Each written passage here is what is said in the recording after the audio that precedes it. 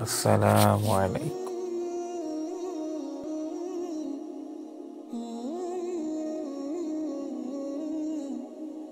علی رضی اللہ تعالیٰ عنہ سے روایت ہے کہ اللہ کے رسول صلی اللہ علیہ وسلم نے ایک آدمی کو کھلی جگہ میں غسل کرتے دیکھا۔